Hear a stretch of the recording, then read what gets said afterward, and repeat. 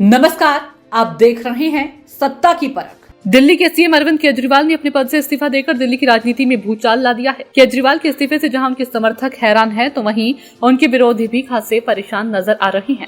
शराब घोटाले में सशर्त मिली जमानत के बाद केजरीवाल के इस बड़े कदम से बीजेपी नेता खासे असमंजस की स्थिति में है। केजरीवाल का इस कदम से उनके विरोधी इसे राजनीतिक अवसरवाद का उदाहरण बता रहे हैं। बीजेपी नेता इसे जनता के प्रति पवित्रता का दिखावा कह रहे हैं, लेकिन इनमें से कोई भी बात पूरी तस्वीर नहीं दिखाती। राजनीतिक जानकारों का कहना है कि केजरीवाल कांग्रेस की तरह समावेशी पार्टी बनने की कोशिश कर रही हैं।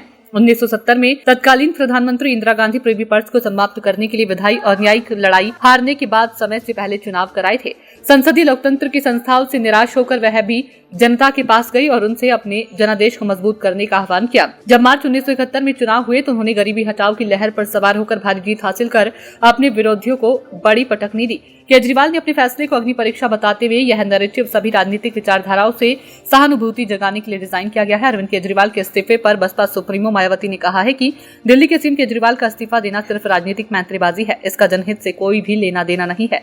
उन्होंने कहा कि केजरीवाल का ये फैसला जनहित और जन कल्याण से दूर एक चुनावी चाल है। मायावती ने कहा कि सत्ता व विपक्ष के बीच राजनीतिक लड़ाई शत्रुता के स्तर तक कटु न हो तो बेहतर है, जिससे कि देश व जनहित प्रभावित न हो। बसपा की यूपी सरकार को भी ऐसे दिन देखने पड़े थे जब केंद्र की कांग्रेसी सरकार ने जेवर एयरपोर्ट व गंगा एक्सप्रेसवे पर भी रोड़े अटकाए और जनहित व विकास को बाधित किया था। अरविंद केजरीवाल की पार्टी एक ऐसी सर्व समावेशी पार्टी बनाने की है जिसमें न तो दलित नायक है और न ही उग्र समाजवादी नायक हो।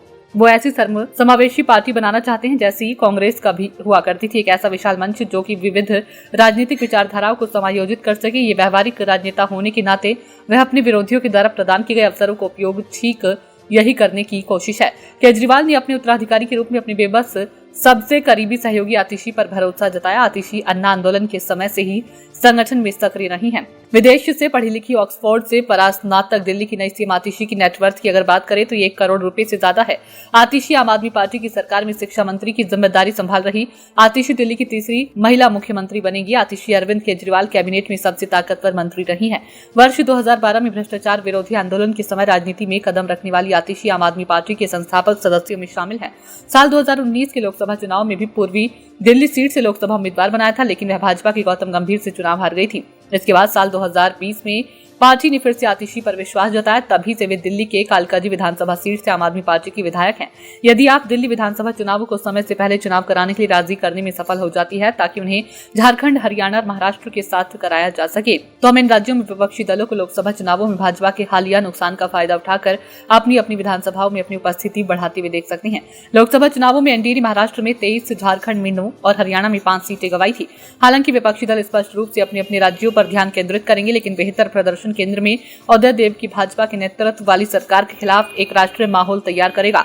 सियासी जानकारों का कहना है कि अरविंद केजरीवाल राजनीति में कदम फूंक कर रख रही हैं। वो बीजेपी के हर दाव से परिचित है। बीजेपी को टक्कर देने के लिए अब मौके की तलाश में है। यदि दिल्ली में समय से पूर्व चुनाव होते हैं तो बीजेपी को उसका नुकसान होगा। सत्ता की परख के लिए अवधेश कुमार सिंह की रिपोर्ट।